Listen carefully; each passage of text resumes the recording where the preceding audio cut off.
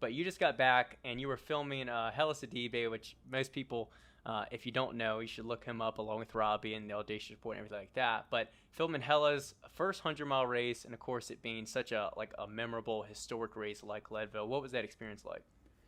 So Hellah is just positive energy embodied. Yeah. He is probably one of the most positive, energetic people I know. And what we want to do is we're in the process of making possibly a longer film about Hellah, telling his origin story, telling the story of his transcon, and which he came up with kind of out of the blue. And he'd been running every day for a couple years and was just like, you know what, I'm running every day anyway, why don't I run across the country? So he's got this 5+ year run streak. He ran across America, and Leadville was huge for him because he had always wanted to do it. He had read Born to Run, and it was this defining moment where it was his first ultra race, and it was his first real experience on trails in depth. So it was such an honor to document him and watch him through that hell of a race. And you know what? He's an energetic guy, but he has also this incredible amount of discipline. He took his time through the race. You know, he started the first half marathon. He did 12.5-minute miles, which takes so much discipline. You know, you're starting at 4 a.m. with some of these best runners in the world, and most people are doing like 8-9-minute mile half marathon, and then, you know, of course they regret that. But he's an incredible figure because he's got this resolve, this discipline, focus, and he's got this positivity and energy, and I love how he balances it all. Yeah, you know, it's funny because you said exactly what I get. I haven't met him, but I get that exact feeling through his Instagram, through videos, things like that, that he is this positive soul all the time.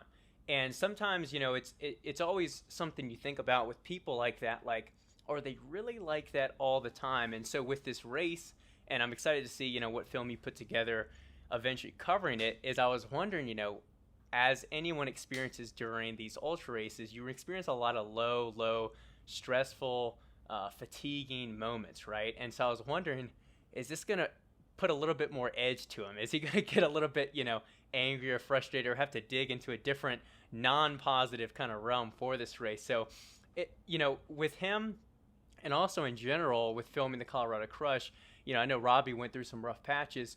What is it like filming people during those wide ranges of emotions, especially those dark moments to where they probably don't even want the camera on them in that moment? They probably do want it later to look back on it, but in that moment, the last thing they want is a camera. They might even be questioning quitting, which would almost make the film in a way pointless to an extent. You know, what is that experience like? That's a great question. I think what I specialize in and what I try and embody in my filmmaking is fly on the wall, verite, as it's called, observational documentary. So I try to start filming with these feats, you know, at least several days, if not weeks, depending on the event, in advance.